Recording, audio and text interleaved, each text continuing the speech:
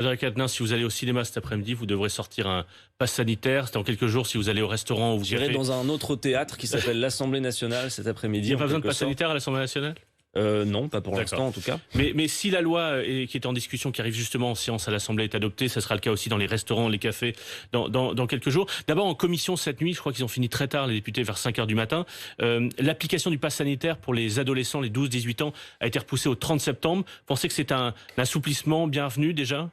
Mais incontestablement, ça posait problème. Ouais. Parce que le temps que les jeunes puissent se vacciner, clairement, c'était impossible d'imaginer que ça se fasse au cœur de Donc 30 l'été. septembre, c'est plus acceptable Mais déjà que le 30 au-delà de août? ça, ce que je veux vous dire, Philippe Corbet, c'est que depuis 10 jours en France, depuis qu'Emmanuel Macron a pris la parole, dans un style qui est finalement celui de cette monarchie présidentielle où le président de la République décide de tout seul et où le Parlement, en plus, au pas de charge, est chargé de dire oui ou non à ce que le président de la République a annoncé. Finalement, on a l'impression, oui, mais cette 5e République, pour moi, c'est une monarchie présidentielle, elle doit être abolie, c'est pour ça qu'on veut passer à la 6e République, vous voyez. Mais ce que je veux dire, c'est qu'on a l'impression que finalement, la discussion sur la bonne stratégie sanitaire face au virus n'est plus possible. C'est-à-dire qu'en gros, soit vous êtes d'accord avec ce que propose le gouvernement, soit vous êtes suspecté de je ne sais pas quoi. Non, moi, ce que je veux vous dire, c'est que quand on réfléchit à ce qu'on peut faire face au virus, je ne crois pas que ce soit la bonne stratégie que de diviser les Français, que de fracturer le pays dans un moment qui requiert notre unité la plus complète. Alors, prenons par exemple ce matin, Stéphane Troussel sur RMC, il le disait aussi sur BFM TV hier, président du conseil départemental de Seine-Saint-Denis, soulignait les différences incroyables de vaccination entre les territoires dans le pays. Par exemple, en Seine-Saint-Denis, vous avez des communes où il y a 3 fois moins de vaccinés qu'à Neuilly-sur-Seine, qui est à 15 km. Ça révèle des inégalités sociales dans le pays. Et lui dit par exemple, la seule solution aujourd'hui, c'est la vaccination obligatoire. On a vu que des députés socialistes et aussi quelques députés de droite amènent cette idée, posent cette idée. Est-ce que finalement, ça ne serait pas plus simple, au fond, l'égalité de tous les citoyens serait respectée, d'aller à la vaccination obligatoire? Je ne le crois pas. Pour la raison que l'Organisation mondiale de la santé elle-même, qui jusqu'à présent d'ailleurs dans cette crise n'a pas trop fait d'erreurs dans ses communications, contrairement au gouvernement qui en a fait beaucoup, dit qu'il faut plutôt convaincre que contraindre. Or, Philippe Corbet, vous imaginez bien que depuis les annonces d'Emmanuel Macron il y a 10 jours, les gens qui vont se vacciner, en tout cas beaucoup, je le vois, des jeunes y compris, c'est très bien qu'ils se vaccinent, mais ne le font pas par conviction, ils le font pour éviter simplement les contraintes liées au pass sanitaire.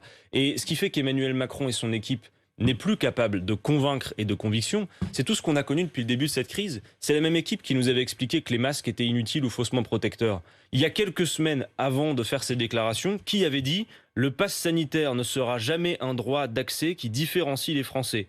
Il ne saurait être obligatoire pour accéder aux lieux de la vie de tous les jours, comme les restaurants, les théâtres, les cinémas. » Qui a dit ça, Philippe Corbet? C'est le président de la République lui-même.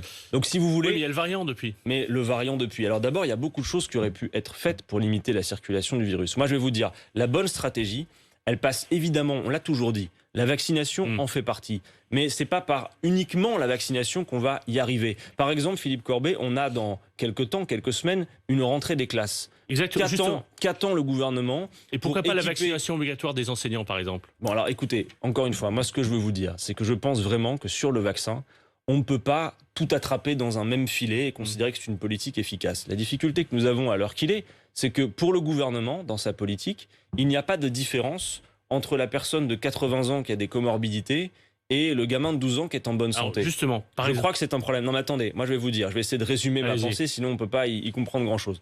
Je pense qu'on doit tendre vers 100% de vaccination pour les personnes qui sont les plus fragiles. Et la France est à la traîne. Qui sont les personnes les plus fragiles? Ce sont les plus âgés, plus de 60 ans. Comment on fait? Personnes Qu'est-ce qui obèses, n'a pas marché jusqu'à présent qu'on pourrait faire? Eh bien, il faut faire ce qu'ont fait d'autres pays, notamment l'Espagne, qui est à 100% de vaccination pour les personnes les plus âgées, où on va véritablement vers les personnes les plus concernées. C'est ce qu'essaye de faire, par exemple, le département de Seine-Saint-Denis, et il voit les limites de cette stratégie. Mais ça, on le fait avec des centres de proximité, on le fait avec des discussions avec les médecins, avec des médecins traitants qui appellent directement les personnes pour leur recommander. Voilà ce que je pense. Ensuite, vous dire une chose, c'est que le déremboursement, par exemple, des tests PCR pour finalement inciter les gens à se faire vacciner est une très mauvaise idée. Parce que, bien évidemment, la vaccination fait partie de la solution, mais elle n'est pas toute la solution. On sait que le vaccin est efficace pour limiter les formes graves. On sait aussi que les jeunes ont beaucoup moins de risques proche de zéro, d'avoir des formes graves, mais ils dans peuvent le même transmettre temps, à des oui, plus âgés. on sait d'ailleurs que la vaccination permet de limiter la transmission, mais on sait aussi, Philippe Corbet, qu'elle ne l'empêche pas. Absolument. Et qu'au Royaume-Uni, par exemple, on vient d'apprendre que 40% des personnes qui sont hospitalisées à cause du Covid avaient reçu leurs 2 doses. Donc ça veut dire que la stratégie, pour tout dire, c'est pas simplement les solutions d'Emmanuel Macron sur le pass sanitaire ou être opposé à cela. Il faut donc continuer notamment à tester. J'alerte sur le fait que si on dérembourse les tests PCR pour pousser à la vaccination, on va se retirer une arme essentielle dans la lutte contre le virus. L'OMS disait faut tester.